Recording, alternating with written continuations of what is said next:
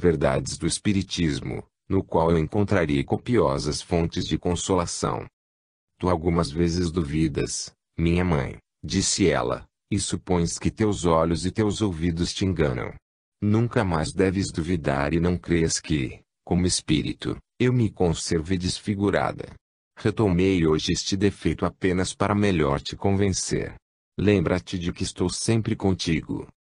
Eu não conseguia falar, tão emocionada me sentia a ideia de que tinha em meus braços a filha que eu própria depositara num esquife, de que ela não estava morta, de que presentemente era uma mocinha. Fiquei muda, com os braços passados pela sua cintura, com o coração a bater de encontro ao seu. Em seguida, a força diminuiu. Florence me deu um último beijo, deixando-me estupefata e maravilhada com o que se passara. Acrescenta a senhora Florence Marriott que tornou a ver aquele espírito muitas vezes, em outras sessões e com diferentes médiuns, recebendo dele ótimos conselhos. Facilmente se concebe que os incrédulos hajam negado com obstinação tão extraordinários fenômenos.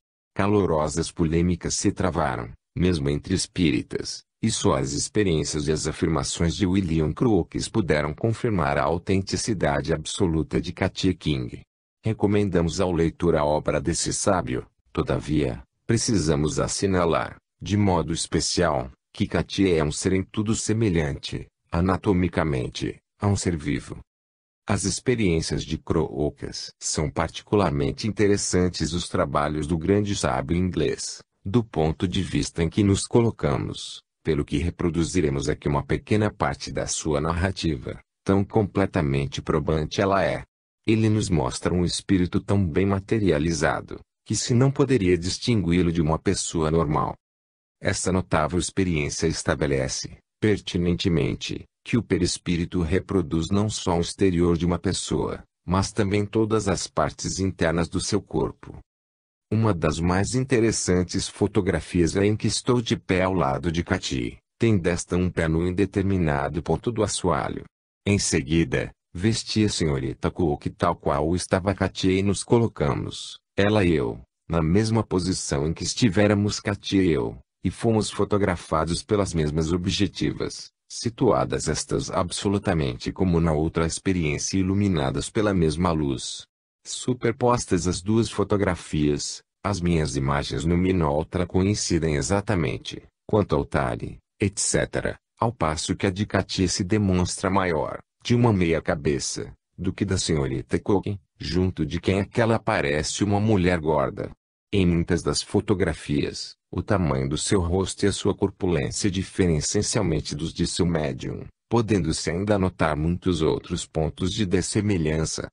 Isto responde à objeção, tantas vezes formulada, de que, nas sessões espíritas, as aparições que se fotografam são desdobramentos do médium.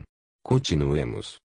Recentemente, vi Katia tão bem, a claridade da luz elétrica, que se me torna fácil acrescentar mais algumas diferenças às que, em precedente artigo, assinalei entre ela e seu médium. Tenho a mais absoluta certeza de que a senhorita Cook e Katia são duas individualidades distintas, pelo menos quanto aos corpos. Pequenas marcas que em grande número se encontram no rosto da senhorita Cook não existem no de Katia. Os cabelos daquela são de um castanho tão escuro que parecem pretos. Tenho sob os olhos uma madeixa que Katia permitiu-lhe eu cortasse da luxuriante cabeleira, depois de meter nesta os meus próprios dedos até ao alto da cabeça e de me haver certificado de que ela daí nascia realmente. É de um lindo castanho dourado. Uma noite, contei as pulsações de Katia. Eram em número de 75 e seu pulso batia regularmente. As da senhorita Cook, alguns instantes após, chegaram a 90, algarismo que lhe era habitual. Aplicando o ouvido ao peito de Katia, pude ouvir-lhe o coração a bater no interior, sendo os seus batimentos mais regulares do que os do coração da senhorita Cook quando, depois da sessão, ela me permitiu fazer a mesma experiência. Auscultados de igual modo, os pulmões de Katia se revelaram mais sãos do que os de sua médium, porquanto, no momento em que fiz experiência, a senhorita Cook estava em tratamento de um grande resfriado. Tais as primeiras manifestações de Katia King. Eis agora o que se passou da última vez que ela apareceu, achando-se entre os espectadores a senhora Florence Marriott, o Sr. Tape, William Crookes e a doméstica Marie. A última sessão. Às 7h23 da noite, o Sr. Crookes conduziu a senhorita Crook para o gabinete escuro, onde ela se deitou no chão, com a cabeça sobre um travesseiro. Às 7h28, Katia falou pela primeira vez e às 7h30 mostrou-se fora da cortina em toda a sua estatura. Estava vestida de branco, de mangas curtas e o pescoço nu. Trazia soltos os seus longos cabelos castanho claros, de tom dourado, a lhe caírem em cachos dos dois lados da cabeça e pelas costas até a cintura. Também trazia um longo véu branco que apenas uma ou duas vezes abaixou sobre o rosto, durante a sessão. O médium trajava um vestido de merinó azul claro. Durante quase toda a sessão, Katia se conservou em pé diante dos assistentes. Corrida que fora a cortina do gabinete, todos viam indistintamente o médium adormecido, com o rosto coberto por um chale vermelho, para preservá-lo da luz. Não deixara a posição que havia tomado desde o começo da sessão, que transcorreu a uma luz que espalhava viva claridade. Katia falou da sua próxima partida e aceitou um ramo de flores que o Sr. Tape trouxera, assim como um apanhado de lírios que o Sr. Crookes lhe ofereceu. Pediu ao Sr. Tape que desmanchasse o ramo e colocasse diante dela as flores, no chão. Sentou-se, então, à moda turca e pediu que todos fizessem o mesmo, ao seu derredor. Distribuiu as flores, fazendo com algumas um raminho, que atou com uma fita azul. Escreveu cartas de adeus a alguns de seus amigos, pondo-lhes assinatura, Amiel e Morgan, dizendo que fora este o seu verdadeiro nome na vida terrena. Escreveu também uma carta ao seu médium e escolheu um botão de rosa para lhe ser entregue como presente de despedida. Pegou uma tesoura, cortou uma mecha de seus cabelos e ofereceu certa porção destes a cada um. Enfiou depois o braço no do Sr. Crookes e deu volta à sala apertando a mão de todos, um por um. Sentou-se de novo, cortou vários pedaços do seu vestido e do seu véu, presenteando com eles os assistentes. Como fossem visíveis os grandes buracos que lhe ficaram nas vestes e estando ela sentada entre o Sr. Crookes e o Sr. Tape, alguém lhe perguntou se poderia reparar aqueles estragos, como já o fizera em outras ocasiões. Ela então expôs a luz à parte cortada, bateu em cima com uma das mãos e imediatamente aquela parte do vestido se tornou tão perfeita como era antes. Os que lhe estavam próximos examinaram e tocaram, com sua permissão, a fazenda e afirmam que não mais havia nem buraco, nem costura, nem a posição de qualquer remendo onde um momento antes tinham visto rasgões do diâmetro de muitas polegadas.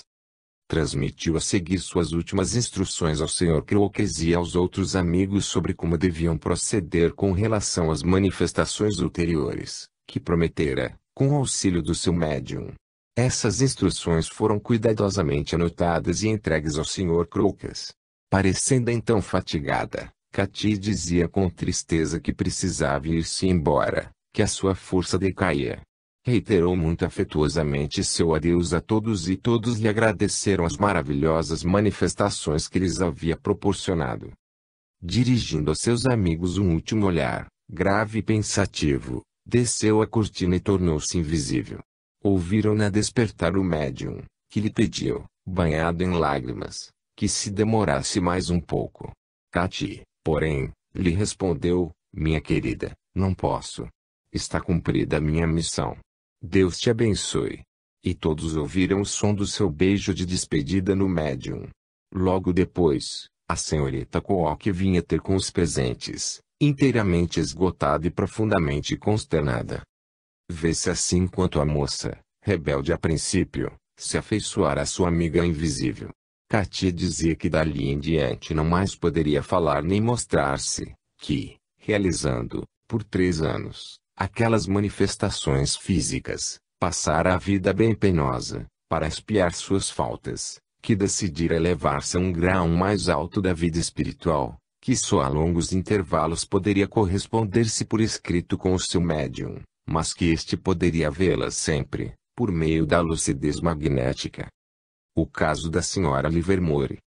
As aparições de Katia King foram tão numerosas e tantas vezes observadas, que não se pode duvidar um instante de que fosse um espírito quem assim se manifestava, mas não era possível verificar-se-lhe a identidade, pois, segundo declarava, vivera, havia muitos séculos, com o nome de Annie Morgan, sob Carlos, e vimos que Florence, a filha da senhora Marriott, se fez reconhecer por um sinal particular do lábio. Vamos ver, segundo o Sr. Aksakoff, ser impossível deparar-se com um caso mais concludente, mais perfeito, como prova de identidade da aparição de uma forma materializada, do que o de Stella, morta em 1860, ao seu marido Sr. Livermore. Esta observação reúne todas as condições necessárias a ser considerada clássica, responde a todas as exigências da crítica.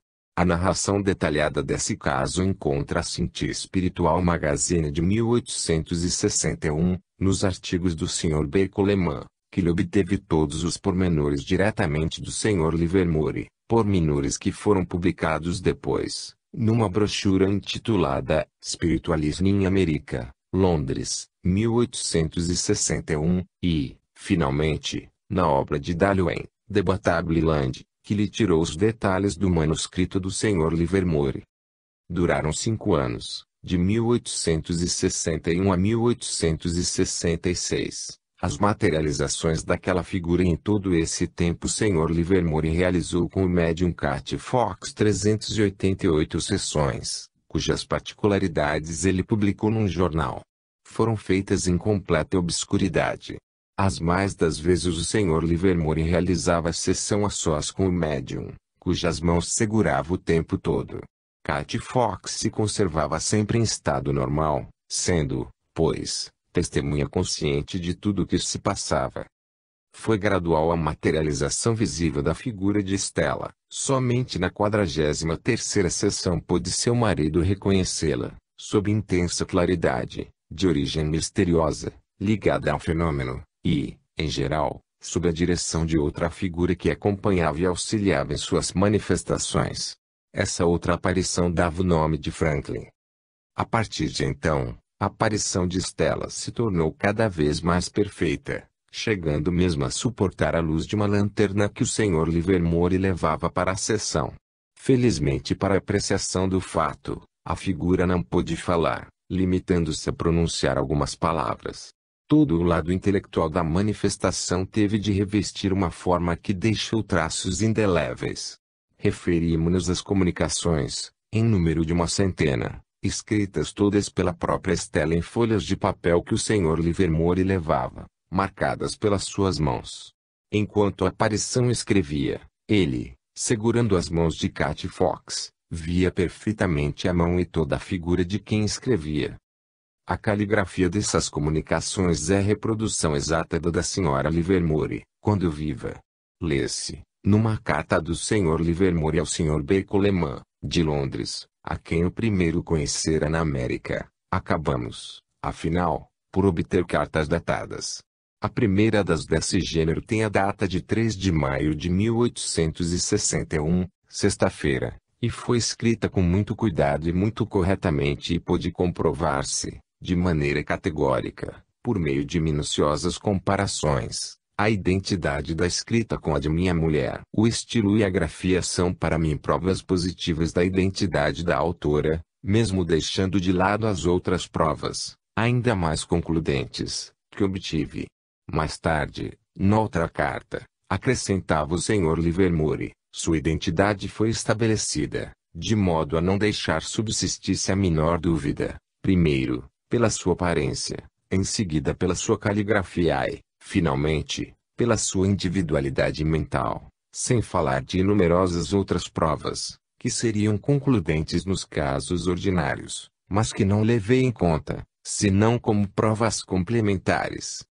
O testemunho do Sr. Coleman confirma o do Sr. Livermore no Spiritualist Magazine de 1861. Foram publicados muitas espécimes da caligrafia de Stella em vida e depois de morta. O caráter da letra é sem dúvida uma prova absoluta e de todo concludente da identidade do ser que se materializa, porquanto é uma espécie de fotografia da personalidade, da qual foi ela considerada sempre como expressão fiel e constante. Além dessa prova, material e intelectual ao mesmo tempo, outra ainda se nos depara em muitas das comunicações que Stella escreveu em francês, língua que o médium desconhecia inteiramente. A esse propósito, é decisivo o testemunho do Sr. Livermore. Uma folha de papel que o mesmo levara me foi arrebatada da mão e, após alguns instantes, foi-me restituída de modo visível. Li, escrita nela, uma mensagem admiravelmente redigida em puro francês, idioma que minha mulher conhecia muito bem, em o qual falava e escrevia corretamente, ao passo que a senhorita Fox não tinha dele a mais ligeira noção.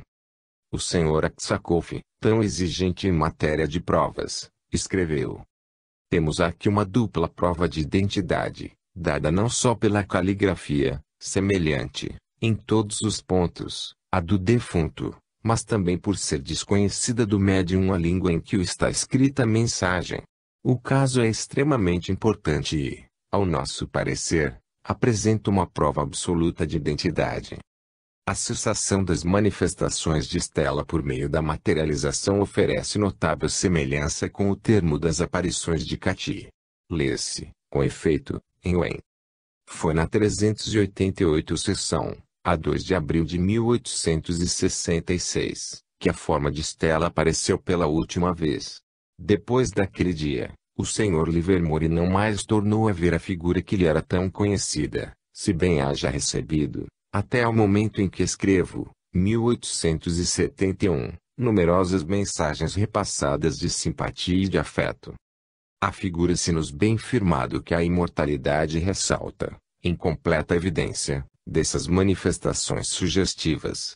As mais ousadas teorias não poderão lutar contra fatos desta natureza que, por si sós, atestam a realidade da vida de além-túmulo, cuja existência já se havia tornado mais que provável, por todos os outros gêneros de comunicações entre os homens e os espíritos. Resumo. Na brevíssima exposição que vimos de colocar sob as vistas do leitor, apenas possível nos foi reproduzir a narrativa de um só dos casos particulares que desejáramos citar em grande número. Fácil, porém, é consulta as obras mencionadas e quem a fizer se convencerá de que é considerável a quantidade dos testemunhos autênticos concernentes a aparições de vivos e de mortos, emanando, a maior parte deles, de pessoas dignas de fé, que nenhum interesse tinham em enganar. Ao demais, a veracidade dessas afirmações foi verificada, com todos os cuidados possíveis, por homens sábios, prudentes e imparciais. Entretanto, mesmo que se suponham falsos alguns desses relatos e inexatamente reproduzidos outros, resta deles um número suficiente, muitas centenas, para dar a certeza do desdobramento do ser humano e da sobrevivência da alma após a morte. Foi-nos fácil comprovar, em quase todas as narrações, que o corpo dormia, enquanto o espírito manifestava ao longe a sua presença. A realidade da alma, isto é, do eu pensante e volitivo, ao mesmo tempo em que a sua individualidade distinta do corpo, se impõe como corolários obrigatórios do fenômeno de desdobramento. Com efeito, por testemunhos precisos, quais os de Vallée, do jovem gravador citado pelo Dr. Gebier e pelos casos de Naunhão e de Sofia, pudemos verificar que durante o sono a alma humana tem a capacidade de desprender-se e de mostrar sua autonomia. Ela é, pois, distinta do organismo material e impossível se torna explicar esses fenômenos psicológicos por uma ação do cérebro, pois que o sono, segundo a ciência, se caracteriza pelo desaparecimento da atividade psíquica. Esse eu que se desloca não é uma substância incorpórea, é um ser bem definido, com um organismo que reproduz os traços do corpo e, quando se mostra, é graças a essa identidade absoluta com envoltório carnal que pode ser reconhecido. Varia o grau de materialidade do perispírito. Ora é uma simples névoa branca que desenha os traços, atenuando-os, ora apresenta contornos muito nítidos e parece um retrato animado.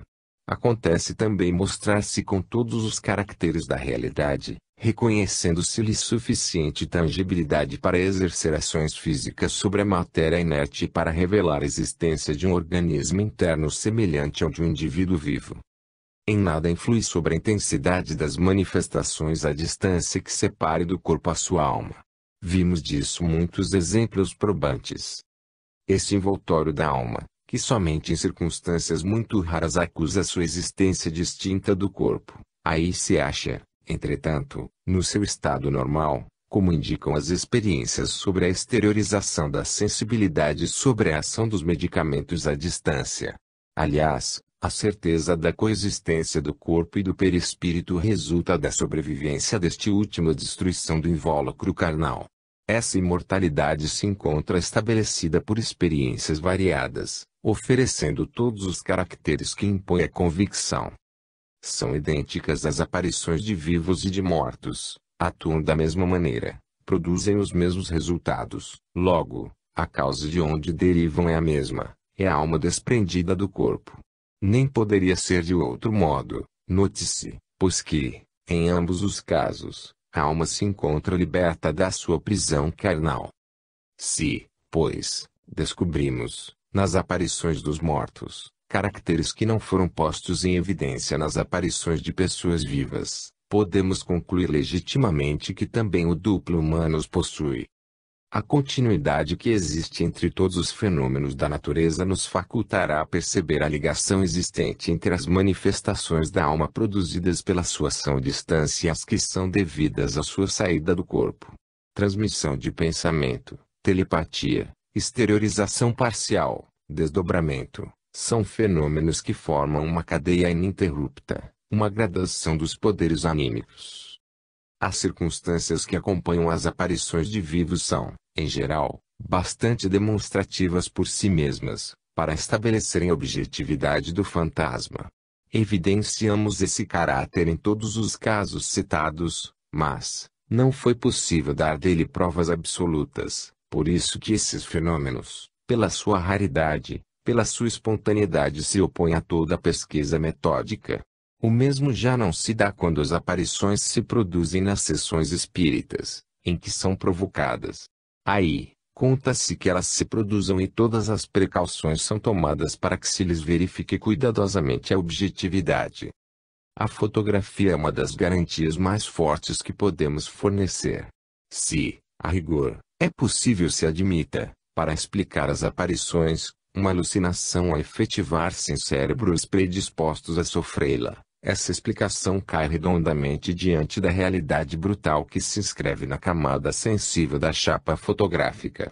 Ora, tem-se fotografado o corpo fluídico durante a vida e depois da morte, o que dá a certeza absoluta de que a alma existe sempre, tanto na Terra, como no espaço. Aliás, a continuidade do ser se revela bem claramente pelas aparições que se verificam algumas horas depois da morte.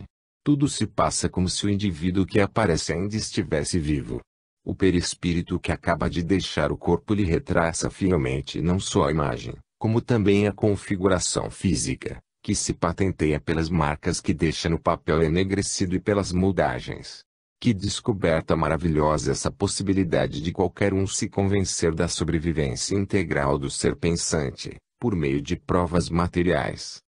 Vemos, finalmente, nas experiências de Crôcas, que o espírito materializado é, por completo, um ser que vive temporariamente, como se houvesse nascido na terra.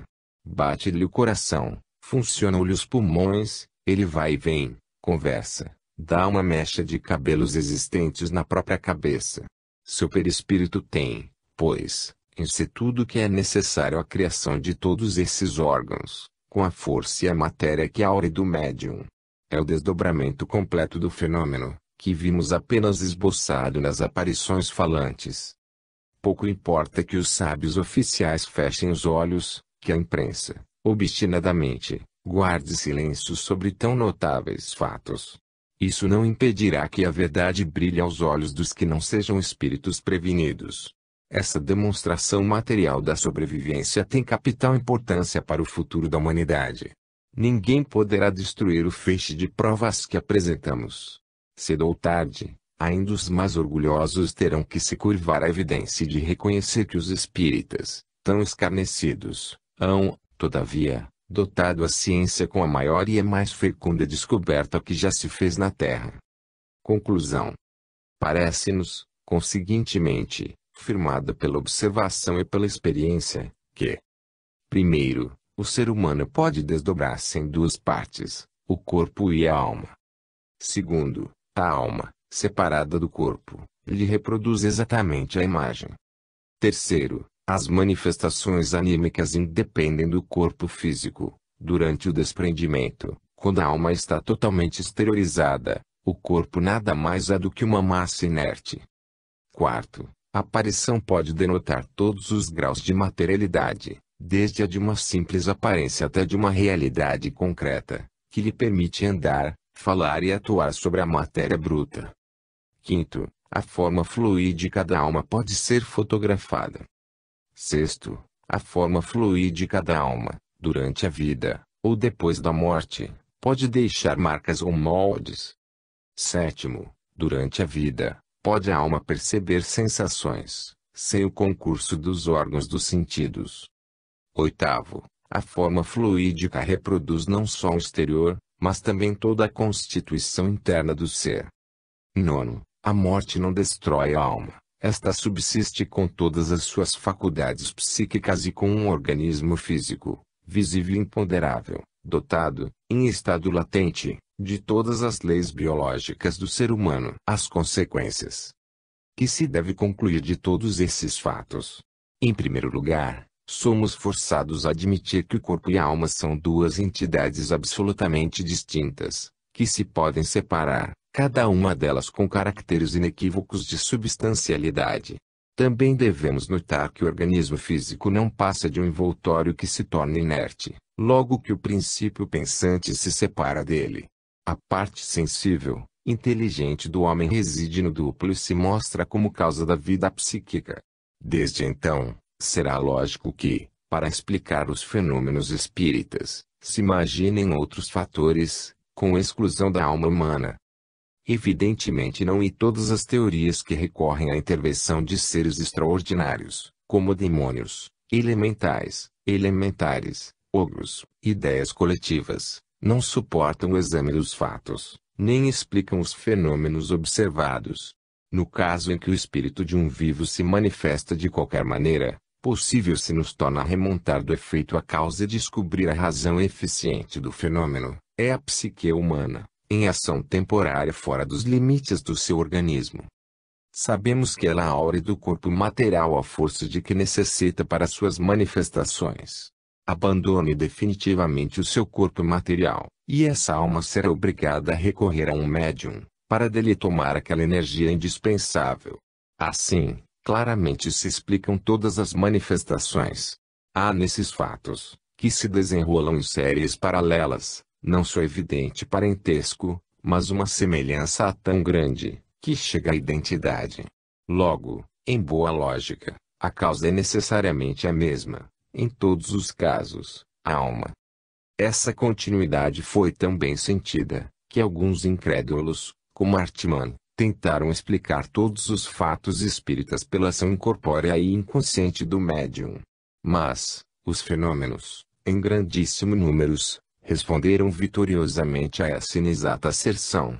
Os espíritos, por provas irrecusáveis, revelaram-se dotados de uma personalidade inteiramente autônoma e independente por completo das dos assistentes. Demonstraram de modo peremptório a sobrevivência de que gozavam, por uma quantidade prodigiosa de comunicações, fora, em absoluto, dos conhecimentos de todos os experimentadores.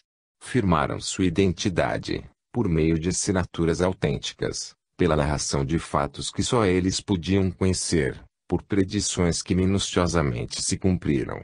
Numa palavra, provaram cientificamente a imortalidade.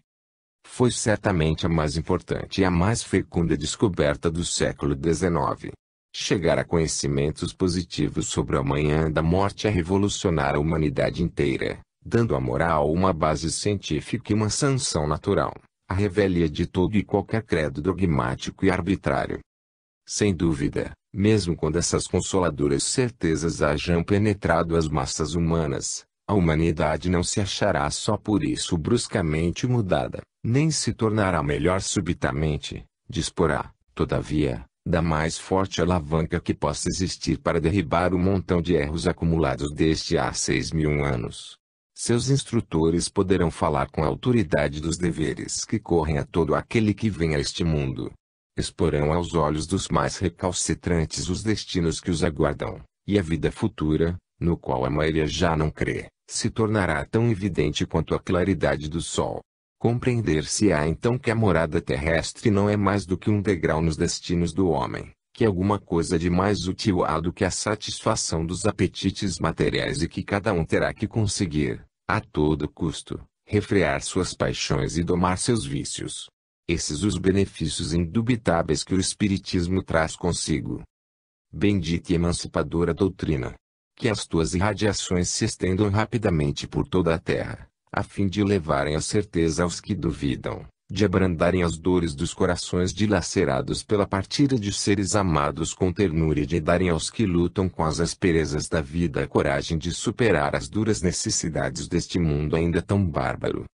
Terceira parte. O Espiritismo e a Ciência. Capítulo I. Estudo do perispírito. De que é formado esse perispírito, cuja existência, assim durante a vida, como durante a morte, se acha demonstrada. Qual a substância constituinte desse envoltório permanente da alma? Tal a primeira questão que tentaremos resolver. Nenhuma das narrativas, nenhuma das experiências acima referidas nos instruíram sobre esse ponto importante. Não tendo sido possível submeter esse corpo abmaterial aos reativos ordinários, forçoso é, ainda agora, que nos atenhamos à observação e ao que os espíritos hão dito a tal respeito. Aliás, dificilmente poderíamos encontrar melhores instrutores do que aqueles mesmos que produzem as aparições. Não esqueçamos que eles põem em jogo leis que ainda teremos de descobrir, pois mostraram que uma matéria invisível aos olhares humanos pode impressionar uma chapa fotográfica, mesmo na mais absoluta obscuridade. Os fenômenos de transporte constituem outra prova da ação dos espíritos sobre a matéria, ação que se opera por processos de que nem sequer suspeitamos. E que dizer dessas materializações que engendram, por alguns instantes, um ser tangível, tão vivo quanto os assistentes, senão que a ciência humana é de todo impotente para explicar tais manifestações de uma biologia extraterrena. Até mais amplos esclarecimentos, contentar-nos-emos com os que nos queiram ministrar as individualidades do espaço e tentaremos demonstrar que eles nada têm de contrário às leis conhecidas, não tomadas em sua acepção acanhada, mas consideradas em sua filosofia. Nestes estudos, não se deve pedir uma demonstração em regra, que seria impossível produzir-se. Desde que, porém, por meio de analogias tiradas das leis naturais, possamos formar ideia bastante clara da causa dos fenômenos e do modo provável por que se operam, sensível progresso teremos realizado na senda da investigação, banindo das nossas concepções a ideia de sobrenatural. O conhecimento do perispírito tem grande importância para a explicação das anomalias que os pacientes sonambúlicos apresentam, nos casos, bem comprovados, de visão à distância, de telepatia, de transmissão de pensamentos e de perda da lembrança de tudo ao despertar. Do mesmo modo, os fenômenos de personalidades múltiplas, os casos de bicorporeidade e as aparições tangíveis, de que temos falado, podem ser muito bem compreendidos, desde que se admita a nossa teoria, ao passo que se conservam inteiramente inexplicáveis por meio do ensino materialista. Em presença de tais fatos, os sábios oficiais guardam prudente mutismo. Se, pelo maior dos acasos, falam dessas experiências, é para as declarar apócrifas, indignas de prender a atenção de homens inteligentes e, então, as assinalam como últimos vestígios atávicos das superstições dos nossos antepassados. Importa, porém, que, de uma vez por todas, nos entendamos a esse respeito. Não ignoramos que não se pode absolutamente discutir com quem esteja de parte prise que o espiritismo, Hoje, se acha mais ou menos na mesma situação em que se encontrava o magnetismo há uma vintena de anos. A história aí está a nos mostrar a obstinação estúpida dos que se petrificaram nas suas ideias preconcebidas. Sabemos o que pensar da penetração de espírito dos sucessores daqueles que acreditavam que as pedras talhadas eram produzidas pelo trovão, que negaram a eletricidade, zombando de Galvani, que vituperaram e perseguiram Mesmer, que qualificaram de loucura o telefone e o fonógrafo, como, aliás, todas as descobertas novas.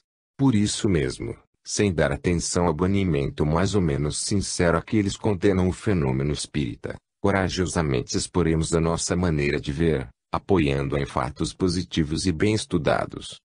A despeito de todas as negações possíveis, o fenômeno espírita é uma verdade tão bem comprovada hoje, que não há fatos científicos mais bem firmados do que eles, entre os que não são de observação cotidiana, tais como a queda dos aerólitos, as auroras boreais, as tempestades magnéticas, a raiva, etc. A ciência está neste dilema: ou os espíritas são charlatães e é falso tudo o que eles proclamam e, nesse caso, ela os deve desmascarar, pois que lhe incumbe a instrução do povo, ou os fatos que os espíritas têm observado são reais, porém mal referidos e, portanto, errôneas as conclusões que eles daí deduzem, caso em que a ciência se ache obrigada a lhes retificar os erros. Assim, qualquer que seja a eventualidade que se considere, vê-se que o silêncio ou descaso nenhum cabimento tem. Essa razão pela qual sinceramente chamamos a atenção dos homens de boa fé para as nossas teorias que, embora ainda muito incompletas, explicam com lógica os diferentes fenômenos de que acima falamos. Eis, sucintamente, os princípios gerais sobre os quais nos apoiaremos.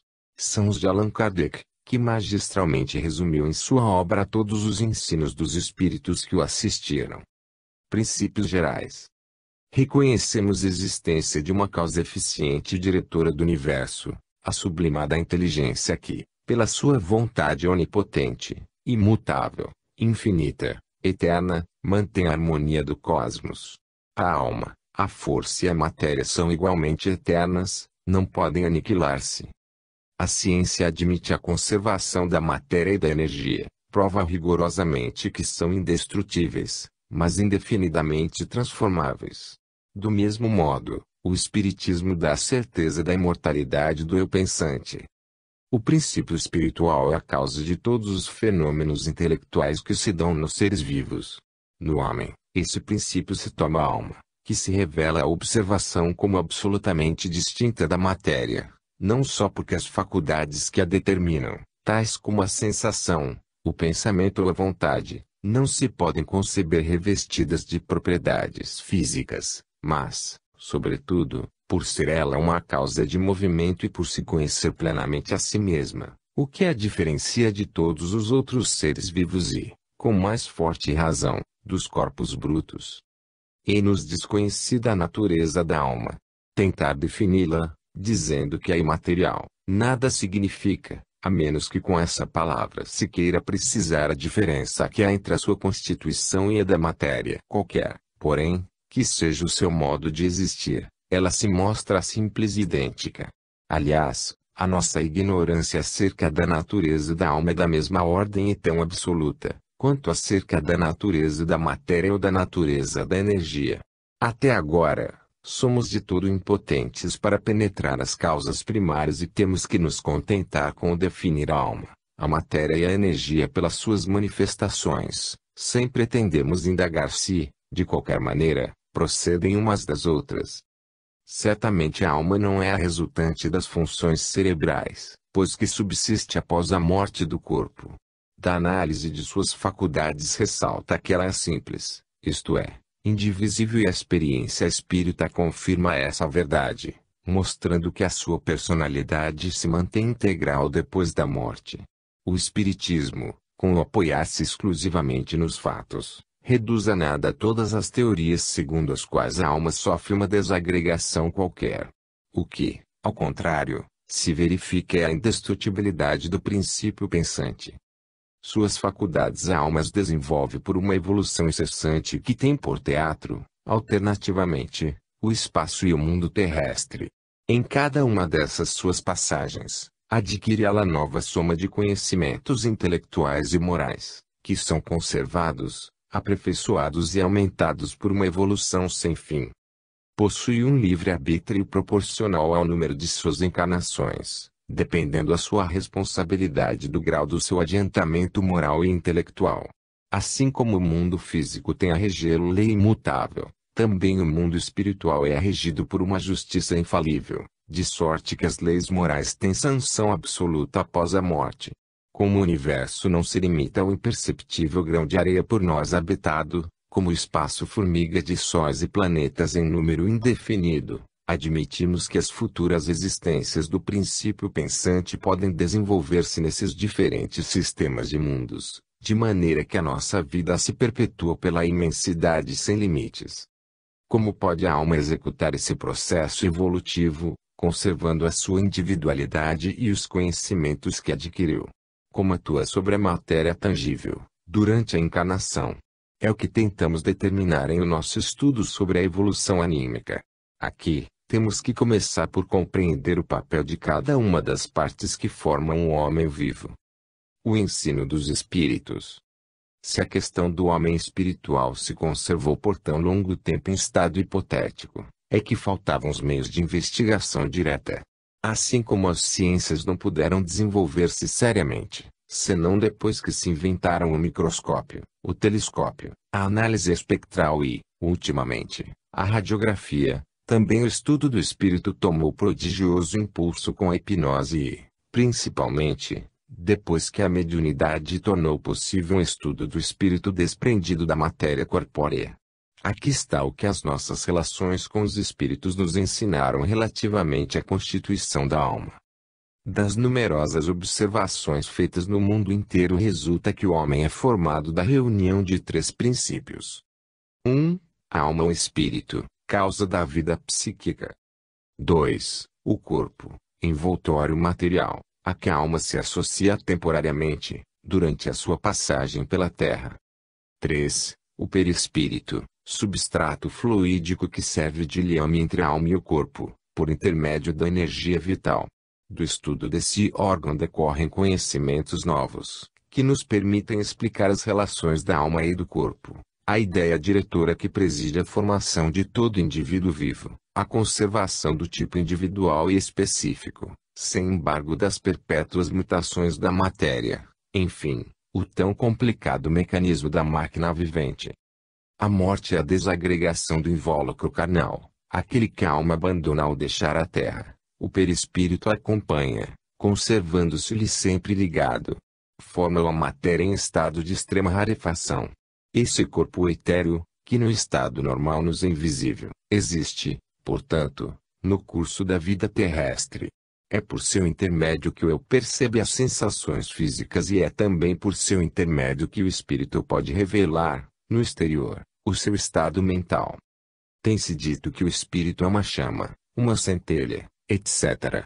Assim, porém, se deve entender com relação ao espírito propriamente dito, como princípio intelectual e moral, ao qual não se poderia atribuir forma determinada. Em qualquer grau que ele se encontre na animalidade, está sempre intimamente associado ao perispírito, cuja eterização corresponde ao seu adiantamento moral, de sorte que, para nós, a ideia de espírito é inseparável de uma forma qualquer, de maneira a não podermos conceber um sem a outra. O perispírito, pois, faz parte integrante do espírito, como o corpo faz parte integrante do homem. Mas, o perispírito, por si só, não é o espírito, como o corpo não é, por si só, o homem, visto que o perispírito não pensa, não age por si só. Ele é para o espírito o que o corpo é para o homem, o agente ou instrumento da sua ação. Segundo o ensino dos espíritos, essa forma fluídica é extraída do fluido universal, sendo deste, como tudo o que existe materialmente, uma modificação. Justificaremos, dentro em pouco, essa maneira de ver. Malgrado a tenuidade extrema do corpo perispirítico, ele se mantém constantemente unido à alma, que se pode considerar um centro de força.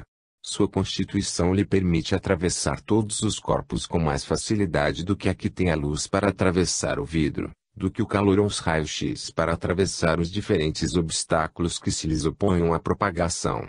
A velocidade do deslocamento da alma parece superior à das ondulações luminosas, diferindo destas, porém, essencialmente, em que nada a detém, deslocando-se ela pelo seu próprio esforço. Por ser muito rarefeito o organismo fluídico, a vontade atua sobre o fluido universal e produz o deslocamento. Concebe-se facilmente que, sendo quase nula a resistência do meio, a mais fraca ação física acarretará uma translação no espaço, cuja direção estará submetida à vontade do ser. O perispírito se nos afigura imponderável, pelo que a ação da gravidade parece inteiramente nula sobre ele, mas, daí não se deverá concluir que, desprendido do corpo, possa o espírito transportar-se, segundo a sua fantasia, a todas as partes do universo. Veremos, daqui a pouco, que o espaço é pleno de matérias variadas, em todos os estados de rarefação, de modo que, para o espírito, existem certos obstáculos fluídicos de tanta realidade, quanto a que para nós pode ter a matéria tangível. Nos seres muito evoluídos, o perispírito carece, no espaço, de forma absolutamente fixa, não é rígido, nem está condensado, como o corpo físico, num tipo particular. Regra geral, predomina no corpo fluídico as formas humanas, a qual ele naturalmente retorna, quando haja sido deformada pela vontade do espírito. Por intermédio do envoltório fluídico é que os espíritos percebem o mundo exterior, mas, suas sensações são de outra ordem, diversas das que tinham na Terra. A luz deles não é a nossa, as ondulações do éter, quais as ressentimos, como calor ou luz, são por demais grosseiras para os influenciar normalmente. São, do mesmo modo, insensíveis aos sons e aos odores terrestres. Referimos-nos àqueles espíritos adiantados. Mas, todas as nossas sensações terrestres têm, para eles, equivalentes mais apurados. Dá-se, a esse respeito, uma como transposição para mais elevado registro da mesma gama. Além disso, eles percebem vibrações em muito maior número do que as que nos chegam diferenciadas pelos sentidos e as sensações determinadas por esses diferentes movimentos vibratórios criam uma série de percepções de ordem diversa das de que temos consciência. Os espíritos inferiores, que formam a maioria no espaço que circunda a Terra, podem ser acessíveis às nossas sensações, sobretudo se seus perispíritos são grosseiros de todo. Porém isso se dá de maneira atenuada. A sensação neles não é localizada, experimentam em todas as partes do corpo espiritual, enquanto que, nos homens, é experimentada no ponto do corpo onde teve origem. Estes os dados gerais que se encontram na obra de Allan Kardec, a mais completa e a mais racional que possuímos sobre o espiritismo. A bem dizer, é mesmo a única que trata, em todas as suas partes, da filosofia espírita, e fica-se espantado de ver com que sabedoria e prudência esse iniciador traçou as grandes linhas da evolução espiritual. A dedução rigorosa é o caráter distintivo desta doutrina. Em vez de forjar seres imaginários para explicar os fatos mediúnicos, o espiritismo deixou que o fenômeno se revelasse por si mesmo.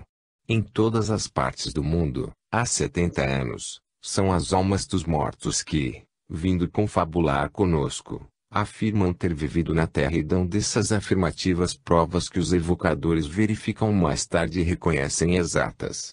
Numa palavra, achamo-nos em presença de um fato real, visível, palpável, que coisa alguma poderia infirmar.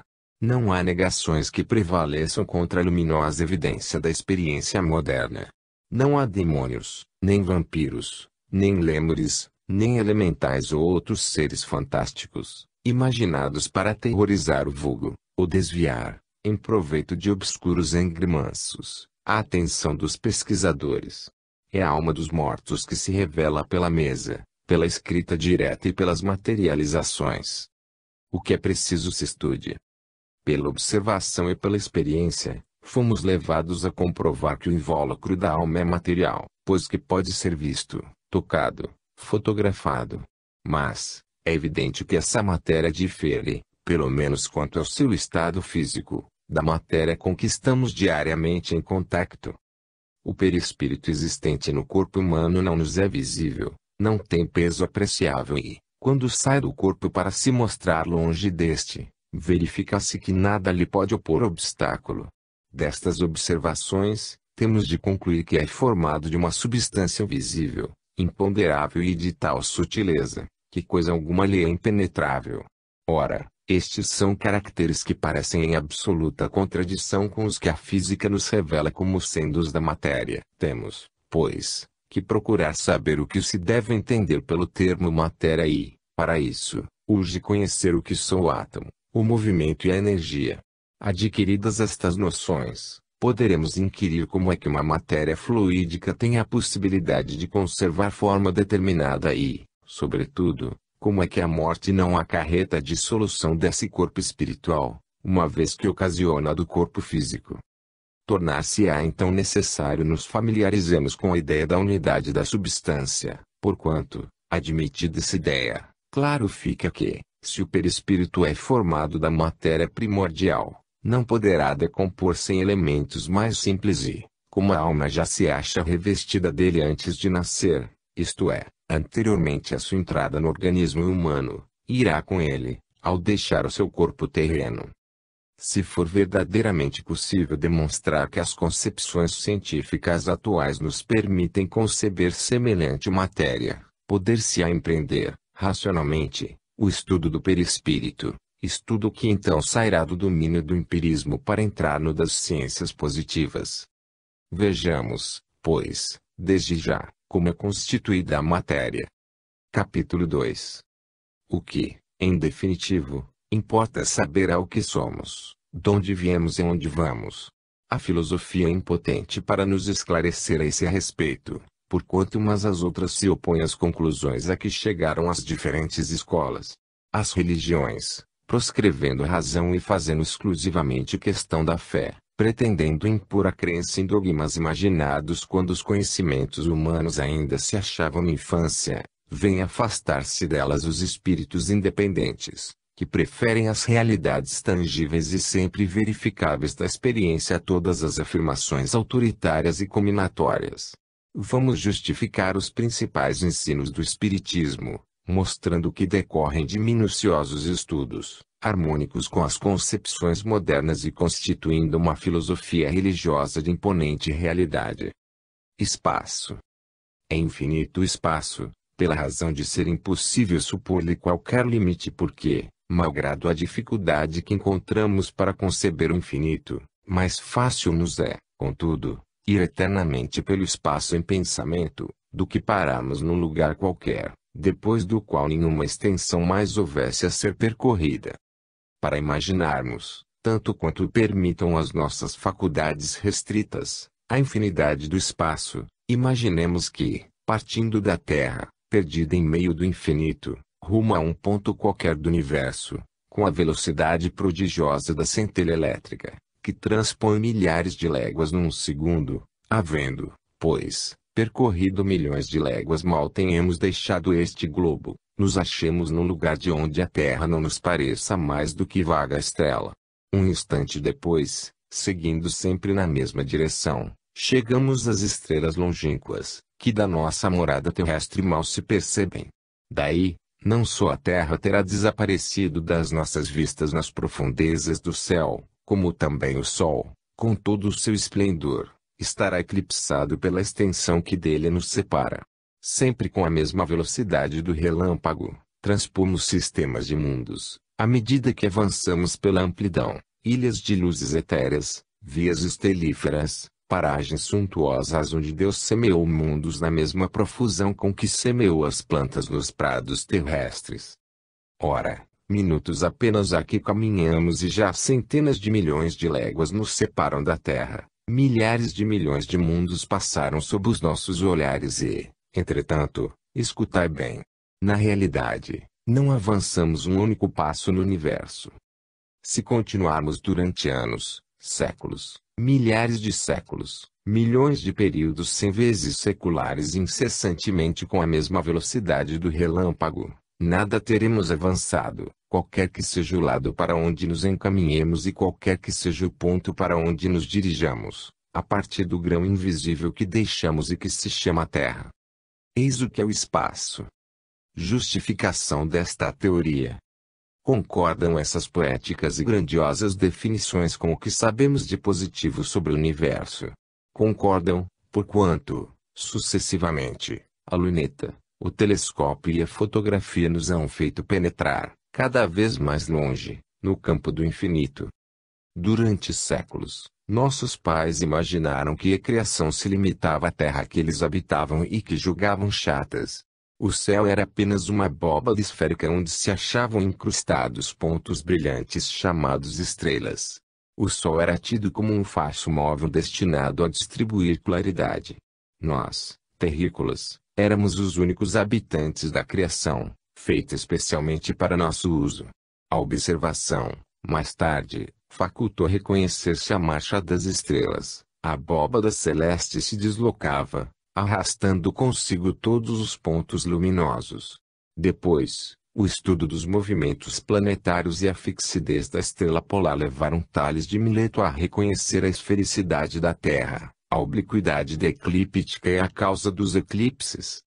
Pitágoras conheceu e ensinou o movimento diurno da Terra sobre seu eixo, seu movimento em torno do Sol e ligou os planetas e os cometas ao sistema solar. Esses conhecimentos precisos datam de 500 anos antes de Cristo, mas, sabidas apenas de alguns raros iniciados, tais verdades foram esquecidas e a massa humana continuou a ser joguete de ilusão. Foi preciso surgisse Galileu e se desse a descoberta da luneta, em 1610, para que concepções exatas viessem retificar os antigos erros. Desde então, o universo se apresenta qual realmente é. Reconhece-se que os planetas são mundos semelhantes à Terra e muito provavelmente habitados também, que o Sol mais não é do que um astro entre inúmeros outros, que com o telescópio se percebem as estrelas e as nebulosas disseminadas pelo espaço sem limites, a distâncias incalculáveis, que, finalmente, a fotografia, recente descoberta do gênio humano, revela a presença de mundos que o olhar do homem jamais contemplara, nem mesmo com auxílio dos mais possantes instrumentos. As chapas fotográficas que hoje se preparam são não somente sensíveis a todos os raios elementares que afetam a retina, mas alcançam também as regiões ultravioletas do espectro e as regiões opostas, as do calor obscuro, infravermelho, nas quais o olhar humano é impotente para penetrar. Assim é que os irmãos Henry conseguiram tornar conhecidas estrelas da 17ª grandeza, as quais nenhum olho humano ainda percebera. Descobriram também, para lá das Pleiades, uma nebulosa, invisível devido ao seu afastamento. À medida que os nossos processos de investigação se ampliam, a natureza recua aos limites do seu império. Ao passo que os mais poderosos telescópios não revelavam, num canto do céu, mais que 625 estrelas, a fotografia a tornou conhecidas 1421. Assim, pois, em parte alguma vácuo, por toda parte sempre as criações a se desdobrarem em número indefinido. As insondáveis profundezas da amplidão fatigam, pela sua imensidade, as imaginações mais ardentes. Pobres seres chumbados no imperceptível átomo, não podemos elevar-nos a tão sublimes realidades. O tempo. Aos mesmos resultados chegamos, quando queremos avaliar o tempo. Os períodos cósmicos nos esmagam com um formidável amontoado de séculos. Ouçamos mais uma vez o nosso instrutor espiritual. O tempo, como o espaço, é uma palavra que se define a si mesma. Mais exata ideia dele se faz, estabelecendo-se a relação que guarda com o todo infinito. O tempo é a sucessão das coisas. Está ligado à eternidade, do mesmo modo pelo qual essas coisas se acham ligadas ao infinito. Suponhamos-nos na origem do nosso mundo, naquela época primitiva em que a Terra ainda não se balançava sob a impulsão divina. Numa palavra, no começo da Gênese. Aí, o tempo ainda não saiu do misterioso berço da natureza e ninguém pode dizer em que época de séculos está, pois que o balancinho dos séculos ainda não foi posto em movimento. Mas, silêncio. A primeira hora de uma Terra isolada soa no relógio eterno. O planeta se move no espaço e, desde então, à tarde e manhã, fora da Terra, a eternidade permanece impassível e imóvel, se bem o tempo avance para muitos outros mundos. Na Terra, o tempo a substitui, durante uma série determinada de gerações, contar-se-ão os anos e os séculos. Transportemo-nos agora ao último dia deste mundo, a hora em que, curvado sob o peso da vetustez, a Terra se apagará do livro da vida, para aí não mais reaparecer. Nesse ponto,